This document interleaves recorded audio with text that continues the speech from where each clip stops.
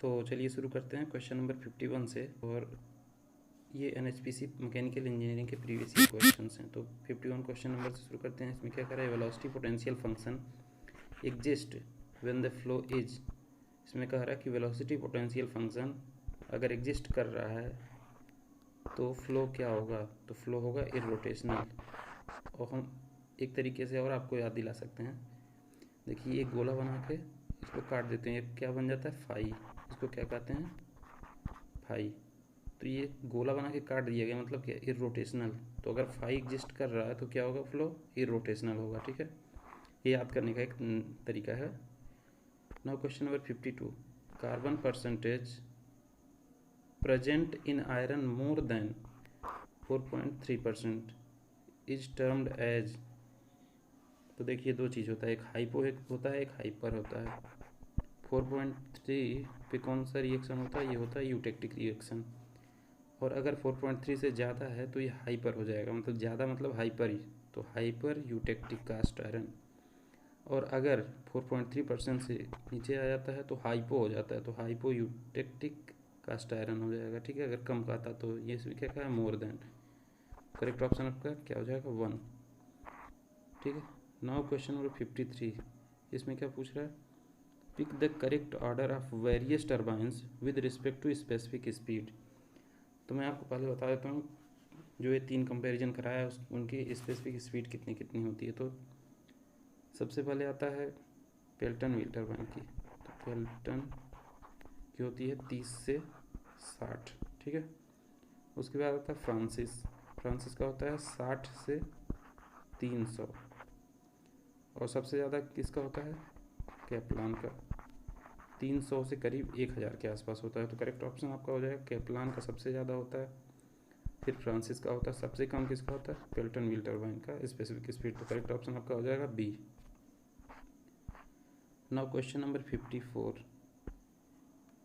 In a floating body the buoyancy force acts through the center of gravity of the displaced volume of the fluid is termed as। तो इसमें कह रहा है क्या, कोई body है उसमें इतना सबमर्ज्ड हुआ है। ठीक है, तो इस सबमर्ज्ड पार्ट के सेंटर ऑफ बॉयंसी, सेंटर पे एक फोर्स लगता है जिसको कौन सा फोर्स कहते हैं, बॉयंट फोर्स कहते हैं। ठीक है, और इस सेंटर को क्या कहते हैं, तो सेंटर को कहते हैं centre of buoyancy. Correct option आपका हो जाएगा ए। ये सेंटर ऑफ बॉयंसी किसका सेंट्रॉइड होता है, ये जो सबमर्ज्ड पार्ट है, जो सबमर्ज डूबा हुआ है, उसका जो डूबा हुआ पानी में या फिर किसी लिक्विड में, उसका सेंट्रॉइड जो होता है वो कहलाता है सेंटर ऑफ बॉयंसी। और बॉयंसी फोर्स किस पे एक्ट करता है, इसी पे, सेंटर ऑफ बॉयंसी पे। ठीक है, next question 55, steam jet draught is used in dash boiler. तो ड्रॉट क्या होता है, एक मान लीजिए ड्रॉट एक तरीके का फ्लू गैस रिमूवल सिस्टम है। ठीक है, तो लोकोमोटिव बॉयलर में हम किस तरीके से जो है फ्लू गैसेस को रिमूव करते हैं, तो स्टीम जेट सिस्टम से, स्टीम जेट ड्रॉट का यूज करते हैं किसमें, लोकोमोटिव बॉयलर में। करेक्ट ऑप्शन आपका 1 हो जाएगा। नाउ क्वेश्चन नंबर 56, ये एक न्यूमेरिकल क्वेश्चन, इसमें आपको ज़्यादा कुछ नहीं करना, सिंपल। अगर आपको एक फार्मूला याद है जो मैं बता दे रहा हूँ अभी, तो आपको जो है आंसर आ जाएगा आपका। क्या फार्मूला होता है, T2/T1 is equal to P2/P1 की पावर गामा -1/गामा। यहाँ से आपको P1 दिया है, P2 दिया है और T1 दिया है। ठीक है, तो आप T2 कैलकुलेट कर लेंगे। फिर क्या पूछ रहा है, work compression of unit mass flow, mass कितना दे रखा है, 1 kg। ठीक है, तो यहाँ पे क्या फार्मूला लगा देंगे, MCP T2 - T1 लगाएंगे, तो मास आपका 1 दे दिया है। ठीक है, CP यहाँ से CP ये R दे रखा है, CP - CV R होता है। ठीक है, यहाँ से आपकी CP की वैल्यू आ जाएगी। ठीक है, तो यहाँ से T2 - T1, इससे जो है वो आपका वर्क निकल के आ जाएगा 177.69 kilowatt. Now question number 57, if stress measuring device shows reading as 1 megapascal it is equivalent to. तो 1 मेगापास्कल कितना हो गया, 10⁶ न्यूटन पर मीटर स्क्वायर। अब अगर हम इस 10 की पावर 6 को नीचे ले जाएंगे तो क्या हो जाएगा, ये mm में कन्वर्ट हो जाएगा। तो 1 न्यूटन पर mm स्क्वायर, ठीक है। करेक्ट ऑप्शन आपका 1 हो जाएगा। Now question number 58, Rankine cycle has. तो रैंकाइन साइकिल में कौन कौन से प्रोसेस होते हैं। तो एक साइकिल इसका मैं बना देता हूँ इस तरीके से, ये ड्राउन होता है, इसमें ये होता है हमारा रैंकाइन साइकिल। तो ये इस पे होता है टेम्परेचर, इस पे होता है स्ट्रेस, सॉरी एंट्रोपी। तो ये जो वर्टिकल लाइन इस पे आके मिल रहे हैं ये दोनों, ये कौन है, कांस्टेंट एंट्रोपी के या फिर टू आइसेंट्रोपिक प्रोसेस। और ये जो हॉरिजॉन्टल लाइन है इस टेम्परेचर पे आके मिलते हैं, और ये सेम होता है जो है pressure is equal to constant, जिसको हम क्या कहते हैं, आइसोबैरिक प्रोसेस भी कहते हैं। कांस्टेंट प्रेशर प्रोसेस को आइसोबैरिक प्रोसेस भी कहते हैं। तो करेक्ट ऑप्शन आपका हो जाएगा B. Now question number 59, coefficient of velocity CV of an orifice is 0.98. Head loss at the orifice for discharge under a head of 200 centimetre. क्या पूछ रहे, हेड लॉस आपका क्या आ जाएगा, 8 सेंटीमीटर। 2 ब्रैकेट में 1 माइनस CV इंटू क्या हो जाएगा, हेड H। तो 2 इंटू इसमें 0.02 आ जाएगा, तो कितना 200 सेंटीमीटर है। तो ये आपका आ जाएगा 8 centimetre head loss. Now question number 59, air compressed in a single stage reciprocating compressor at the rate of 1 kg पर सेकेंड से जो है एयर जो है 1 kg पर सेकेंड से कंप्रेस किया जा रहा है 1 बार एट 22 डिग्री सेल्सियस। P1 दे रखा है इतना, T1 दे रखा 22 डिग्री सेल्सियस, P2 दे रखा 8 बार, और गामा और आर की वैल्यू दे रखा है, ठीक है। आल्सो टेक 8 की पावर 0.286, ये वैल्यूज दे रखे हैं। तो difference in work required if compression isothermal and isentropic. तो आइसोथर्मल कंप्रेशन का वर्क कितना होता है, MR/T1 ln P2/P1, और इसका आइसेंट्रोपिक वर्क का कितना होता है, P2/V2 माइनस P1 V1/गामा-1। इन दोनों के वर्क का जो डिफरेंस आता है वही पूछा है, तो कितना आ जाएगा 64.39। Now question number 61, Rankine cycle efficiency is dash then as Carnot cycle efficiency if both work under the same operating temperature। तो रैंकाइन की साइकिल की एफिशिएंसी ऑलवेज ग्रेटर देन किससे होगी, कार्नोट साइकिल की एफिशिएंसी से। ये आप लोग याद रखिए, कार्नोट साइकिल जो होता है एक आइडियल साइकिल, मतलब आइडियल साइकिल है। ये प्रैक्टिकल में इसको उपयोग नहीं कर सकते हैं, लेकिन ये रैंकाइन साइकिल जो है एक प्रैक्टिकल साइकिल है। तो प्रैक्टिकल साइकिल की एफिशिएंसी हमेशा लेस होगी किससे, आइडियल साइकिल से। तो करेक्ट ऑप्शन कितना हो जाएगा, B. Now question number 62, direction of natural process is dictated by the dash law of thermodynamics. Natural process में क्या होता है, हमेशा एनर्जी का क्या होती है, डिग्रेड होती है। तो एनर्जी डिग्रेड होती है तो कौन सा लॉ बताता है डिग्रेडेशन ऑफ एनर्जी के बारे में, एंट्रोपी कौन लॉ बताता है, वो बताता है आपका सेकेंड लॉ। तो करेक्ट ऑप्शन आपका हो जाएगा सेकेंड लॉ, ठीक है। Next question number 63, steam trap in A boiler is primarily used for. अगर बॉयलर में जो है स्टीम ट्रैप हो जाता है तो सबसे पहले किसके लिए यूज किया जाता है, तो discharging the condensate. Correct option आपका थर्ड हो जाएगा। Now question number 64, which of the following is not an accessory of A boiler. तो बॉयलर में दो चीज़ें होती हैं, एक होता है माउंटिंग, एक होता है एसेसरीज। माउंटिंग जो होता है वो उसके सेफ ऑपरेशन के लिए होता है, जैसे सेफ्टी से वो चले, कोई लॉस ना हो, कोई दुर्घटना ना हो, इस तरीके से सेफ ऑपरेशन के लिए जो उसमें होता है वो माउंटिंग होता है। और एसेसरीज जो होता है उसकी एफिशिएंसी बढ़ा देता है, ठीक है। तो इसमें से इकोनोमाइजर जो है एसेसरीज है, वाटर पंप फॉर फीडिंग मतलब फीड वाटर फीड करने के लिए, पानी भरने के लिए। और एयर प्रीहीटर, ये तीनों जो हैं एसेसरीज हैं। तो कंडेंसर जो है इसका माउंटिंग है, ठीक है। Now question number 65, which of the following is not comprised by diesel cycle, मतलब इसमें कौन सा प्रोसेस जो है डीजल साइकिल में नहीं होता है। तो सबसे पहले डीजल साइकिल का मैं आपको डायग्राम बना देता हूँ, पीवी डायग्राम, ठीक है। तो इसमें क्या होता है, कांस्टेंट प्रेशर हीट एडिशन होता है, कंप्रेशन जो होता है वो रिवर्सिबल एडियाबेटिक होता है, फिर एक्सपेंशन भी रिवर्सिबल एडियाबेटिक होता है, और हीट रिजेक्शन क्या होता है, कांस्टेंट वॉल्यूम। तो ये आपका हो जाएगा वॉल्यूम कांस्टेंट, ये पीवी की power gamma is equal constant, इसका भी कितना है, पीवी की पावर गामा इज कांस्टेंट, और ये जो है आपका प्रेशर कांस्टेंट। तो इसमें एडियाबेटिक एक्सपेंशन होता है, एक्सपेंशन एंड कंप्रेशन दोनों एडियाबेटिक है, ठीक है। Addition of heat at constant pressure, तो यहाँ हीट ऐड हो रहा है, ये कांस्टेंट प्रेशर हो गया, ठीक है। Addition of heat at constant volume, तो ये गलत हो जाएगा, मतलब ये इसमें नहीं है। तो क्या पूछ रहे, नॉट कंप्राइज्ड, करेक्ट ऑप्शन आपका बी हो जाएगा। Now 66, dimension of absolute pressure, absolute pressure हो कोई भी प्रेशर हो, सबका डायमेंशन सेम होता है।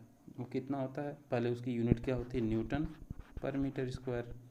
न्यूटन को हम किस में लिख सकते हैं, mass into acceleration, mass into acceleration divide by metre square.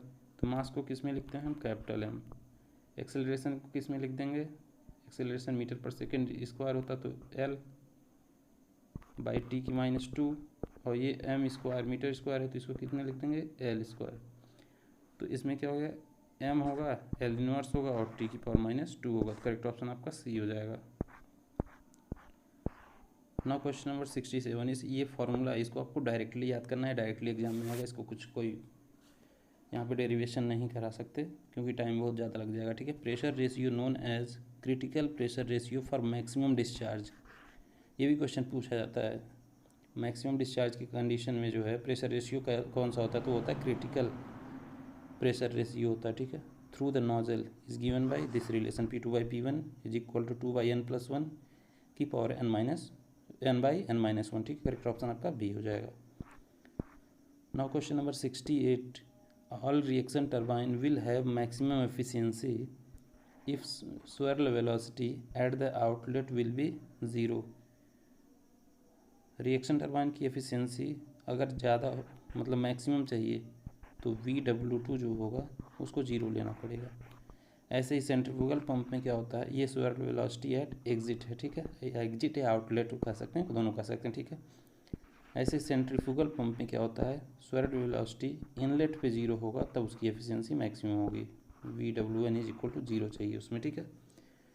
तो ये रिएक्शन टर्बाइन पूछा है तो इसका ऑप्शन 1 सही हो जाएगा। नाउ क्वेश्चन नंबर 69 पे आ जाते हैं।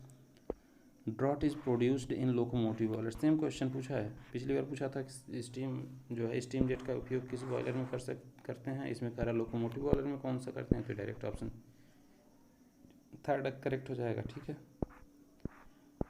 Now question number 70, in a nozzle steam is flowing if the back pressure is equal to the critical pressure, the mass flow rate of steam कितना होगा, ये होता है आपका nozzle.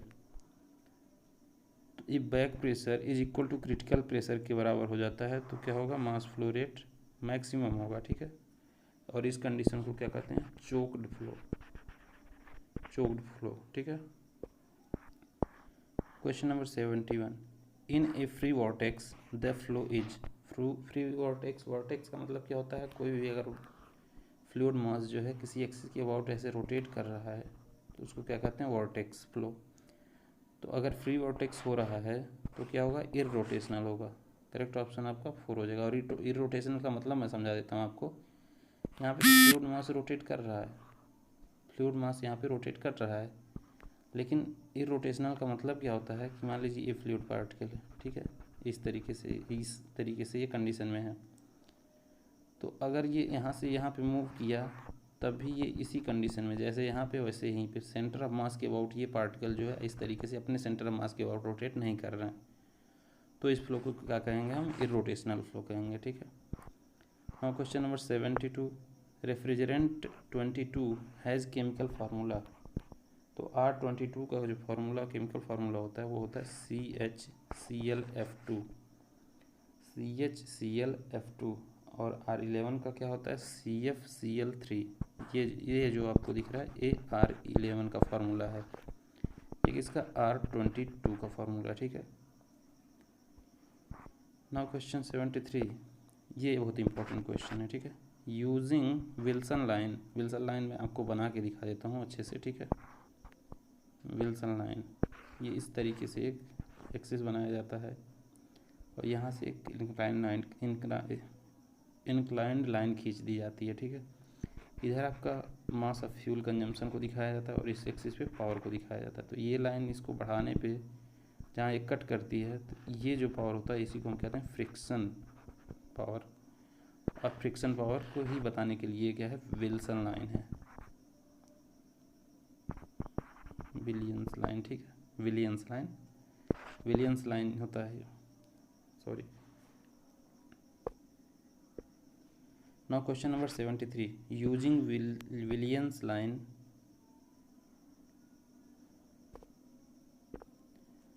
Now question number 73, using Willans line dash power of an engine is calculated. तो Willans line पहले मैं आपको बना के दिखा देता हूँ। तो इसमें क्या होता है, एक एक्सिस बना दिया जाता है, एक एक्सिस, इस एक्सिस पे क्या दिखाया जाता है मास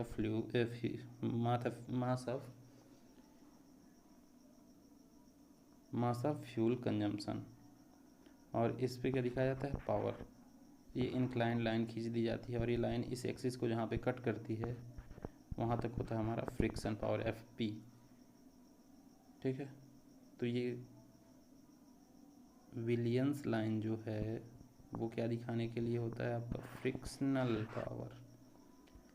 now question number 74, if x represent the dryness fraction. अब मैं आपको ड्राइनेस फ्रैक्शन सबसे पहले समझाता हूँ। Dryness fraction is equal to, formula क्या होता है ये डायरेक्टली आपसे पूछा जाएगा किसी न किसी एग्जाम में, mass of vapour upon mass of vapour plus mass of fluid, ठीक है। ये होता है ड्राइनेस फ्रैक्शन। तो कह रहा है अगर dryness fraction x of steam the specific volume of wet stream, wet steam का जो है स्पेसिफिक वॉल्यूम क्या होगा, तो वेट का स्ट्रीम का हो जाएगा x into specific volume of saturated steam. तो ये हो जाएगा आपका correct option. Now question number 75 मैं आपको सॉल्व करा देता हूँ पूरा डिटेल में, ठीक है। इसमें आपको क्या दिया है, एक 12 mm डायमीटर का एक बार दिया हुआ, ठीक है। इस पर एक्सियल फोर्स 20 किलो न्यूटन का लग रहा है। उसके डायमीटर में जो चेंज हो रहा है वो 0.003। आपसे पूछा है पॉइजन्स रेशियो। सबसे पहले आपको क्या निकालना है, सिग्मा निकालना है, क्योंकि sigma is directly proportional to strain, और स्ट्रेन निकल जाएगा आपका यहाँ से इसके मदद से, ठीक है। तो इन दोनों से जब sigma is equal to E into strain कर देंगे तो यहाँ पे ई की वैल्यू आपकी आ जाएगी, और ई इज इक्वल टू होता है 2g 1 प्लस म्यू। जी की वैल्यू रख देंगे, ई की वैल्यू रख देंगे, यहाँ से म्यू की वैल्यू कितना निकल के आ जाएगा 0.2923। तो फ्रेंड्स आज की वीडियो में इतना ही रखते हैं। नेक्स्ट वीडियो में अगले 25 क्वेश्चंस आप लोगों से डिस्कस कराऊंगा, ठीक है। ऐसे ही डिटेल में सारे क्वेश्चन करने हैं, क्योंकि एग्जाम में आपको ज़रा सा भी टाइम नहीं लगे, तुरंत कैच कर लें कि मैंने उस चैनल पे जो है इस तरीके का क्वेश्चन किया है, इसलिए मैं सारे क्वेश्चंस आपको डिटेल से करा रहा हूँ, ठीक है। तो ऐसे ही और भी जेई एग्ज़ाम्स की तैयारी करना है आपको तो इस चैनल को ज़रूर सब्सक्राइब कर लीजिए, क्योंकि यहाँ पे ही आपको बेहतरीन इंजीनियरिंग, मैकेनिकल इंजीनियरिंग के सारे क्वेश्चंस के प्रैक्टिस सेट मिलेंगे, ठीक है। वीडियो देखने के लिए बहुत बहुत धन्यवाद। चैनल को सब्सक्राइब कर लीजिए। Take care.